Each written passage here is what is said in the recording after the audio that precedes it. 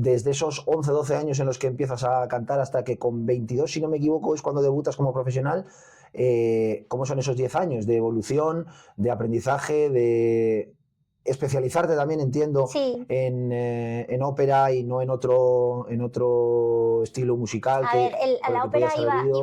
iba claro, o sea, ópera. La lírica Sí, era eso. claro que era eso lo que me llamaba, puesto que la formación que yo estaba recibiendo a través de Elena y del coro era un coro de voces blancas, por lo tanto eran unas voces tratadas, colocadas, redondas, no era un coro rociero, no era un coro de gospel. Entonces sí se veía que el camino era ese, ¿no? Una voz más lírica, más técnica, más impostada.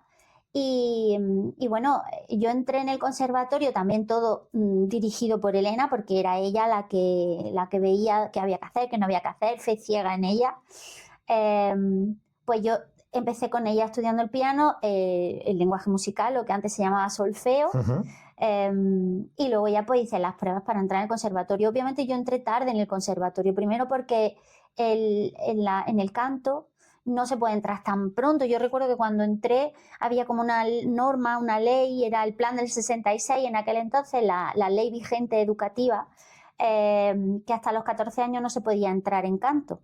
Yo tenía 14 años y entré con 14 años. Los niños que empiezan a estudiar instrumentos, piano, trompetas, clarinetes, empiezan con 6, 7 años, empiezan pequeños. Y yo pues ya era talludita, ¿no? Entonces, no es que tuviera muy claro que yo quería ser cantante de ópera en ningún caso, pero bueno, era una formación. Y seguí, al par de años de canto, pues llegó una profesora que hoy en día es una amiga querida, que además sigo trabajando con ella de vez en cuando, ella como profesora mía, Valle, que me dijo que ella no me podía enseñar nada más y que me llevaba con su maestro, que si yo quería seguir evolucionando y que sí.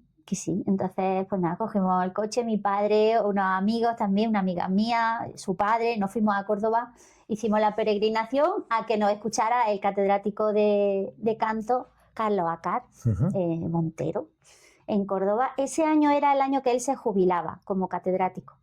Y yo recuerdo que era verano y recuerdo que hacía un calor tremendo. Recuerdo el coche que me iba a dar algo. Sí, por lo que sea, en Córdoba en verano Recuerdo que llegamos al conservatorio y vi aquella sala, pues más o menos de grande como este salón, con un piano de cola marrón antiguo, con muchas partituras encima. Yo ya me cagué allí. O sea, digo, ¿esto qué es, por favor? Y nada, canté, me vio el paladar con su linterna, y me dijo que sí, que me quería coger, que quería darme clase, y ya pues con él aprendí prácticamente todo lo que hay que aprender. Yo seguía en el conservatorio oficial. Sí. Y particularmente iba a Córdoba todos los jueves, me cogía un autobús que mi padre me llevaba a la estación. A ver, yo era pequeña, tenía 17, 18 años cuando yo empecé con Don Carlos, y yo pues eso, me tiraba las mañanas del jueves en Córdoba, terminaba, a veces iba con otras amigas que también estudiaban. Sí. Con él, que iban de Córdoba, y volvíamos, y por la tarde llegábamos a las 4, a las 5, no me acuerdo exactamente a qué hora, y de ahí al conservatorio, que yo estaba todavía en COU. Quiero decir que se fueron solapando muchas cosas. Ahí entiendo ya que sí, con una visión más de futuro, con una visión de poder dedicarte a ello, ¿no? Porque si empiezas a compatibilizarlo con los estudios tradicionales, por así decir. Lo compatibilizaba con el colegio, con el conservatorio, pero tampoco era claro que yo quería, no lo tenía, o sea, era como que hacía conciertos y hacía cosas, pero no, fue un camino muy natural. ¿En qué momento? Ya sí que sí, o no sé si es una época, porque a lo mejor no es un momento por ejemplo, concreto. La selectividad, que era una cosa que yo tenía amigas que estaban estudiando también las carreras de música, de piano, y ellas tenían muy claro que se iban a dedicar a la docencia musical, porque normalmente, bueno, es muy difícil hacer carrera en un escenario cuando estás estudiando en un conservatorio. La idea principal sería esa, pero normalmente también tienes en cuenta de que es una carrera y que cuando termines pues puedes opositar y puedes trabajar. Entonces tenía amigas que tenían muy claro eso. Yo no sé si lo tenía claro o no, pero decidí hacer la selectividad. Pero fíjate que cuando estaba yo examinándome de la selectividad, yo estaba trabajando en los festivales de música y danza de Granada, que hacía un papel pequeño, la dama de la reina Isabel en la Atlántida de Falla, con una producción de la Fura dels Baus. Y yo tenía 18 años. Y yo recuerdo que el ensayo general, que aquello fue un hito en la Plaza de las Pasiegas, con la catedral abierta, bueno, aquello fue una barbaridad. No he podido recuperar una grabación, pero realmente fue algo muy, muy espectacular para la ciudad. Era por la noche el ensayo, al día siguiente esta amiga y yo, que también estaba en el coro, porque cantaba el coro de niños de mi colegio, yo era la solista, yo seguía con ellos trabajando, pues teníamos el examen de Historia y de Arte de selectividad a la mañana siguiente. Quiero decir que seguíamos ahí, hicimos selectividad, terminamos selectividad y yo, no sé, me dio, y estaba en el conservatorio, pero pensé, digo, voy a hacer una carrera. Yo quería hacer arte o derecho, y al final me metí en música, magisterio por música. Duré 2 días allí. Bueno, al final ahí... Porque yo creo que puede que fuera ese momento cuando decidí, no a lo mejor estar en un escenario, pero sí saber que mi vida laboral iba a ser la música.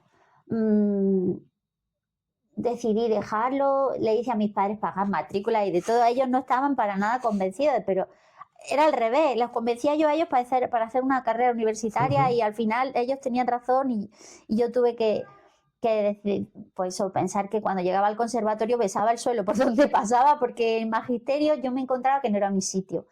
Fíjate que muchas veces sucede al revés, ¿no? Sí, fue al revés. Cuando alguien se quiere dedicar al mundo de las artes, que es complicado dedicarse y ganarse la vida con ello, es la familia la que le dice, bueno, bien, pero estudia también una carrera. En este caso fue al revés, ¿no? Que si mi hijo quiere dedicarse a la arte, yo le diré, pero estudia una carrera. Estudia una carrera. Sí lo haré. Pero en este caso, no sé, mis padres como que lo tenían muy claro, ¿no? O tenían más confianza en mí de la que yo tenía en mí misma, o no lo sé lo que era. Pero, porque don Carlos, mi maestro, siempre me decía, pero ¿para qué va a hacer? ¿Para qué va a hacer eso? Él sabía que yo iba a cantar, yo no sé cómo, pero él lo sabía. 18 años, ¿no? En ese momento, era el año de empezar la universidad. Hasta los 22 que debutas de profesional en Italia en el año 2000. Esos 4 años, ¿cómo fueron? ¿Cómo seguiste preparándote y profesionalizándote para hacer ese debut que para el tema del que estamos hablando creo que es muy joven, ¿no? Sí, muy precoz, muy precoz. Pues esos 4 años, así pensaba en ese tiempo, lo que hice fue seguir preparando el repertorio de audición, tanto para concurso como para audicionar en un teatro, una agencia. Y eso fue lo que hice en esos años. Yo seguía trabajando con don Carlos y seguía en el conservatorio. Me costaba mucho trabajo compaginar porque yo ya tenía contratos y cosas. Cuento que debuté en esos años, 21, 22 años, pero yo antes había hecho ya papeles pequeñitos. Yo ya había debutado en el liceo haciendo un paje en Sly de Wolf Ferrari, que era la vuelta de carrera al liceo después de la enfermedad, y yo estaba allí metida. Eso fue lo primerísimo que yo hice en el liceo, en el Teatro de Barcelona. Yo ya hacía cositas en Italia. Compaginar con el conservatorio era duro. Entonces llegó un momento en que tomé la decisión de dejarlo. No estuve todo lo ayudada que debía, y eso hoy lo digo porque es cierto que pasó así. Creo que en los conservatorios muchas veces, bueno, pues es verdad que hay unas normas y unas leyes que seguir, y cuando aparecen ciertos artistas o que se salen un poco del redil, depende de con quién te encuentres, puedes tener más facilidad o menos. Eso hoy en día está superadísimo, habladísimo, aclaradísimo con los profesionales que entonces estaban allí conmigo. Yo era pequeña, yo decidí dejarlo y seguir mi carrera y me centré en hacer concursos. No porque yo decidiera voy a hacer concursos, sino ya te digo que fue porque el camino me lo iba poniendo enfrente. Entonces el primero que hice fue el Pedro la Virgen, que gané todos los premios, no sé, segundo premio, porque no me dieron el primero porque era muy joven o no sé cuánto, o por lo menos eso dicen, porque recuerdo que estaba Alfredo Krau en el jurado y estaba indignadísimo porque decía que la chica que iba a hacer carrera era la pequeña, que era yo. Me dieron el segundo, La Voz de Andalucía, La Promesa de Voz, o sea, no sé cuántas cosas. Y yo feliz, 19 años tenía. Y luego hice el Viña, que es el concurso más prestigioso que hay en España a nivel internacional, con muchísimos cantantes que se presentan de todo el mundo, muchos chinos, orientales, un montón. Y ahí gané también el premio de liceísta de cuarto quinto piso, gané otro concurso, otro concierto, un montón de cosas, era muy pequeña. Y ahí mi madre recuerda que el jurado estaba el director de la Ópera de Lisboa y le dijo que era insultantemente joven. Me hace gracia, ¿no? Porque eso ahora casi que en casi cualquier trabajo un joven que destaca está como muy valorado y antes parece que ser joven era como una... No sé, pero es verdad que era pequeña. Date cuenta que en los concursos de canto las edades máximas a las que se pueden presentar uno ya son casi profesionales. De hecho, se presentan muchos profesionales para tener una oportunidad, porque en esos jurados normalmente hay directores de teatro, agentes, que son audiciones. Aunque no ganen nada, es muy interesante que un cantante joven se dé a conocer, ¿no? No tiene nada que ver que gane un concurso para hacer carrera, ni tiene nada que ver que no hagas concursos para hacer carrera. Es muy relativo todo, pero sí es cierto que esa experiencia, un cantante de ópera lírico, sí es importante que la tenga y que la viva, porque conoce la realidad de lo que le va a rodear, escucha a muchos cantantes, en qué momento se encuentra él. También muchas veces es una bofetada de realidad, ¿no? De decir, yo creo que voy muy preparado y sin embargo estoy escuchando que estoy fatal. O sea, es muy importante. Y luego hice el Operalia con Plácido. El Operalia es el concurso que lleva Plácido Domingo. Eso fue en Puerto Rico. También 20 años me fui yo sola para Puerto Rico. Sí, de 19 a 20. Sí, fue justo el año después. Y ahí gané el premio de zarzuela, finalista que por cierto ese es el trofeo, sí. Y ahí detrás está el de Pero la Virgen, están un poco deteriorados, pero bueno, ahí están. Pero ahí están, efectivamente. Los tiene aquí mi madre guardados con mucho cariño. Hombre, pues claro, no van a estar guardados en un cajón. Y fue una experiencia preciosa, lo de Puerto Rico para mí me explotaba la cabeza. Y fue en esos momentos que yo ya había hecho audición con mi agente, el que fue durante toda mi carrera, pero todavía no me había cogido. Y recuerdo que cuando ya gané y volví del concierto de ganadores, no sé cuánto, lo llamé. Señor Lerín, he ganado. Y se habían acercado a mí los agentes de Plácido Domingo. No me acuerdo exactamente. Parrot era uno de los apellidos, eran dos. Me dieron la tarjeta y querían, bueno, pues trabajar. Yo me asusté y llamé al señor Lerín. ¿Qué hago? ¿Qué le digo? Que no hagas nada, vente a España y te vuelvo a escuchar. Así lo hice, me fui a Barcelona, me volví a escuchar con Semiramide, que no se me olvidará nunca, y me dijo, desde ahora tienes exclusividad mundial con Lerín Artist. Y ahí empezó todo. Ahí empezó todo.